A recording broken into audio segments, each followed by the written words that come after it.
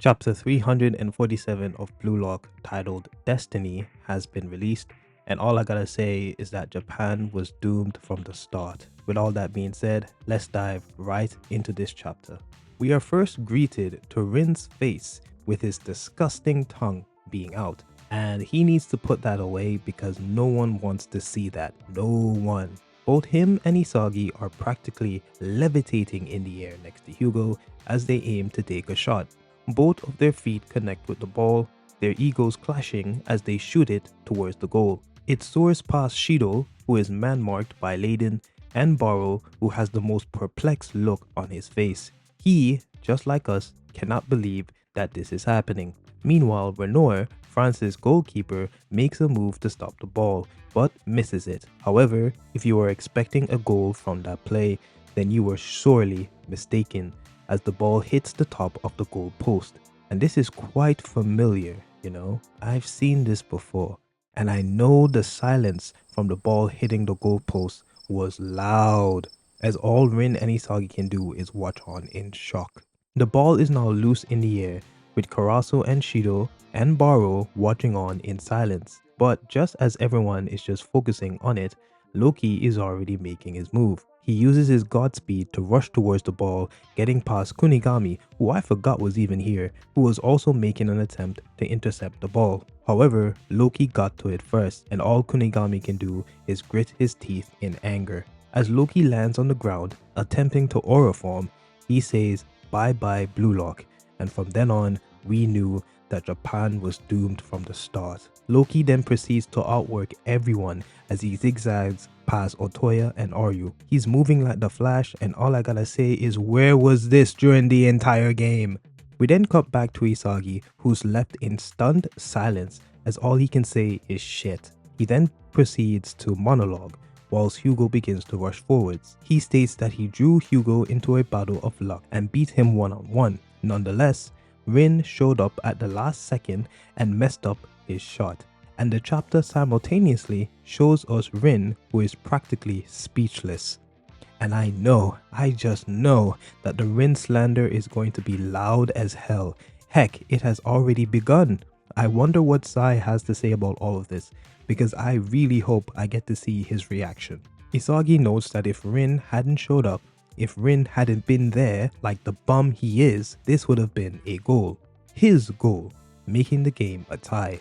As he keeps beating it into his head that if Rin hadn't been there, he then gets a flashback to Ego's philosophy, in which he stated that Blue Lock is a team of strikers and that they should keep trying for their own goals until the last second. This surprises Isagi as he comes to a revelation. According to Ego's philosophy, Rin wasn't wrong. He was doing things in the Blue Lock way. As Isagi thinks this, we see Loki already near Japan's goal box, as well as Aiku attempting to tackle the ball away from him. He fails in this process as Loki jumps in the air with the ball. Isagi monologues over this entire play, stating that if the Blue Lock philosophy of scoring your own goals until the very last second ends up being the reason that they lose, then Ego's entire theory and Blue Lock itself has failed. We then see Loki aggressively shoot the ball past Aiku and Gagamaru, gaining another point for France. And I got many things to say about this. For one, Aiku has not gotten a single defensive feat this entire game. And he's the captain, by the way. He has fallen off, and Gagamaru is just there conceding 4 goals. This is not a good look for them. And I also just want you to notice how Aryu, he's right there. He is far away from his post. Why was Nico subbed off in favor of him? Okay, because Nico was doing a better job than this guy. The announcer screams the usual goal celebration as the French audience in the stadium cheers in celebration. Said announcer begins to glaze Loki, stating that he broke past 6 players to score another point for France, something which was unbelievable. As the Japanese crowd are wallowing in despair from their loss, the referee blows the final whistle, concluding the game. The announcer continues to glaze Loki even further, making me believe that he was paid to do this. He states that since he surpassed all of Blue Lock's strikers, is there anyone closer to being the world's best than Loki the Prodigy? Meanwhile, all the Blue Lock players on the field are down in the dumps. Karasu is on his hands and knees. Aiku and Hiyori are just sitting there on the ground trying to catch their breath. Meanwhile, Kunigami and Baru are just standing there taking it all in, and Aryu, don't even get me started on him. Just don't get me started on him. We then switch over to Henri, who looks distraught at their loss, and Ego is just there with nothing to say, as the announcer rubs it in our faces that Japan has lost, with the final score being 2-4. Afterwards, Loki has the audacity to let out a loud yawn. He calls the game boring, glad that it's over, and comments on how Blue Lock was not all it was cracked up to be. And this man has no right to say anything or receive the glaze that he got, okay? Because he only scored a brace in this match, okay? Which only occurred during both the latter half and in the additional time, right? So moreover, he kept getting styled on by other players whilst Hugo was doing all the work. And as a fellow brother, him and the Nigerian team has failed me. Hugo in the meantime is there thinking, but then agrees with his fellow New Gen 11, stating that Blue Lock, as a team filled with strikers, refuted their own philosophy and failed. As he stands tall overlooking Aiku, Baro, Hiyori and Kunigami, he says that this team is a group of egotists whose destiny is to never reach the World Cup and their objective will be unfulfilled. He then bids goodbye to Blue Lock, claiming that they were cogs in his destiny and that they won't meet again. But before he could leave, we hear the familiar slander from our favorite egotist, Isagi Yoichi. So long my ass, he says. He criticizes Hugo, stating that his luck defeated his suitability theory and Hugo knows it. Leave it to Isagi to talk shit whilst Hugo had him looking like this during the whole game. It's all fine though, he's my GOAT and I stand by it.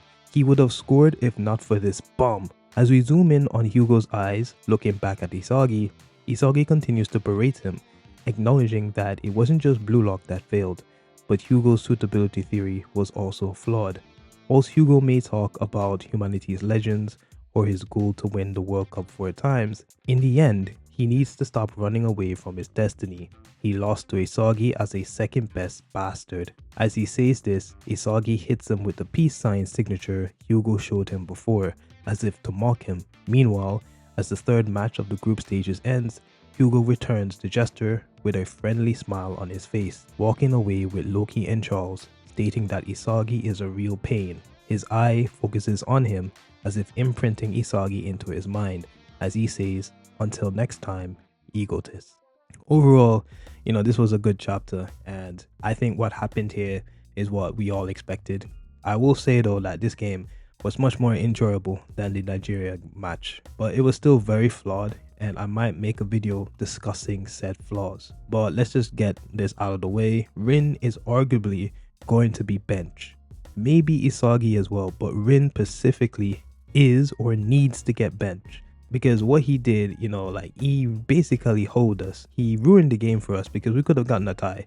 It has been said that if Rin hadn't messed up Isagi's shot, it would have gotten in. And I have no idea what the author wants to do with Rin, but I think his downfall and mediocre play during this game was intentional.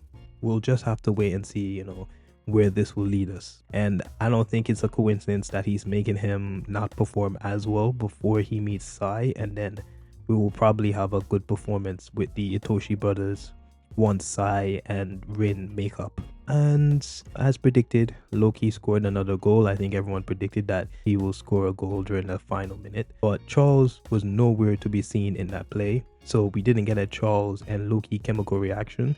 Charles was literally designed to help Loki beat Noah and guide him to be like the world's best. So I don't know why. I don't know what the purpose of Charles is anymore. He's just kind of non-existent.